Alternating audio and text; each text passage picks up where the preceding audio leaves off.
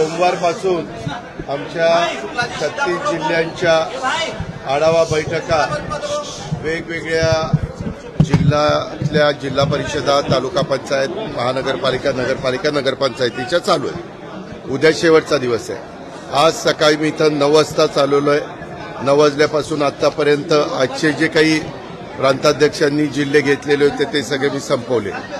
दुपारी तुम्ही मला काही प्रश्न विचारत होता, मला त्याबद्दल एवढं सांगायचं आहे की जे काही आता टीव्ही वेगवेगळ्या चॅनलला चाललेलं आहे त्याबद्दलची पूर्ण माहिती मला काही नाहीये।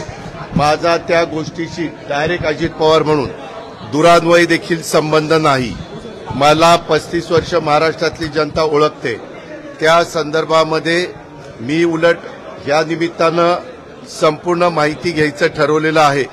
कारण मागे एकदा 3-4 महिन्यापूर्वीची गोष्ट असेल की अशा पद्धतीचं काहीतरी चाललंय असं कानावर आलं, त्यावेळेस मी सांगितलं की असलं काही चुकीचं केलेलं मला चालणार नाही।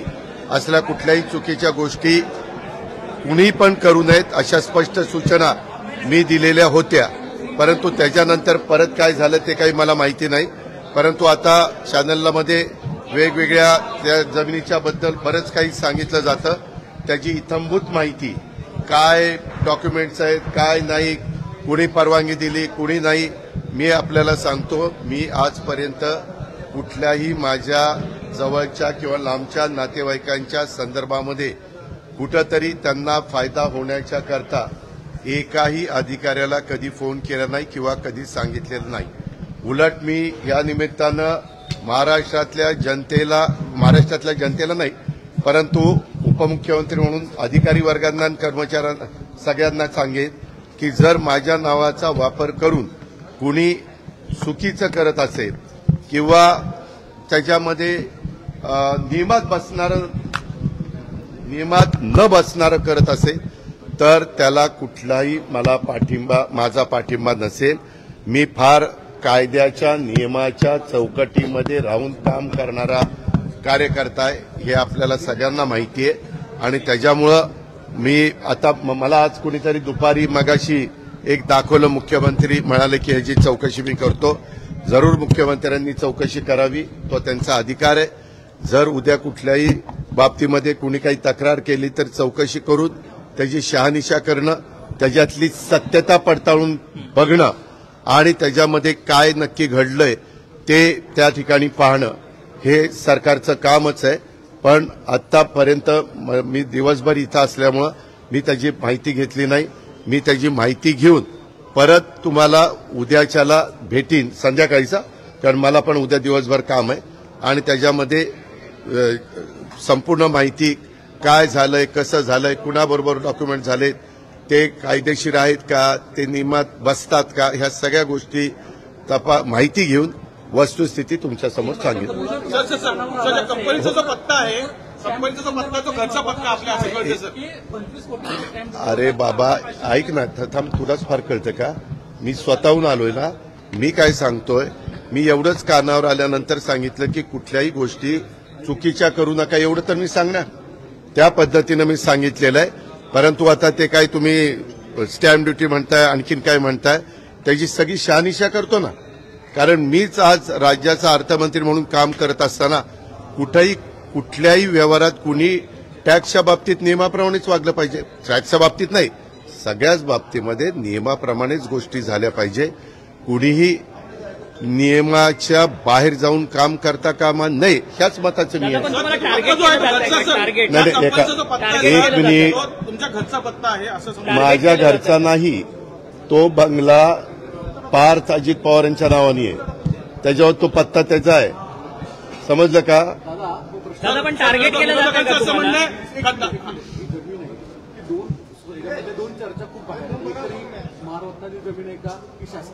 मी तेच सगळं सांगतोय सागर, मी त्याची सगळी माहिती इत्थंभूत घेतो। कारण मी ज्यावेळेस बोलणार आहे, मला आतापर्यंत माहिती नाही।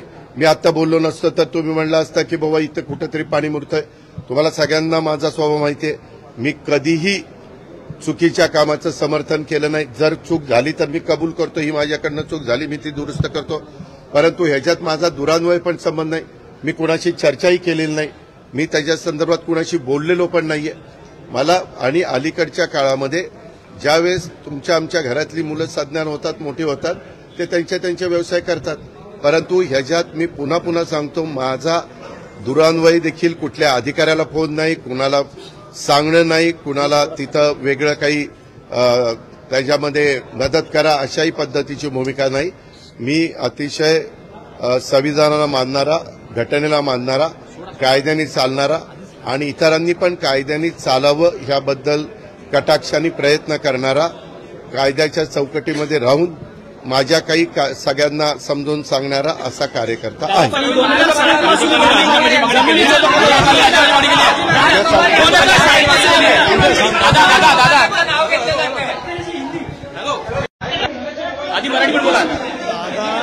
नहीं, दादा ने इसके बारे में कहा है, उसके बारे में मैं कुछ टिप्पणी नहीं करना चाहता हूं.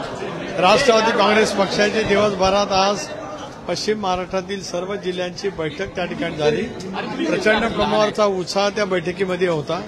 आगामी येणाऱ्या निवडणुकांच्यासाठी विशेष करून नगरपालिकेची अधिसूचना निघालेली आहे. त्या दृष्टिकोनातून आम्ही तत्पर आहोत. तदनंतर जिल्हा परिषद आणि महानगरपालिका या सर्वांचाच आढावा त्या ठिकाणी आम्ही घेतलेला आहे. पुढच्या आठवड्यापासून अर्ज भरण्याची प्रक्रिया सुरू होत असल्यामुळे त्या वैज्ञानिक प्रक्रियेमध्ये पक्षाचे सर्व संघटनेचे कार्यकर्ते, प्रमुख नेते, आमचे संपर्कमंत्री, पालकमंत्री, पक्षाचे निरीक्षक त्या स्तरावरती कामाला लागणार आहे. अजितदादांना कुठेतरी या सगळ्या आरोपांमध्ये गोवण्यात येत आहे का? अजित पवारांना टार्गेट केलं जातं? आज अजितदादा ने आप सबके सामने उनकी भूमिका स्पष्ट की है. सब इसके बारे में जानकारी लेकर कल आपके साथ वो संवाद करेंगे.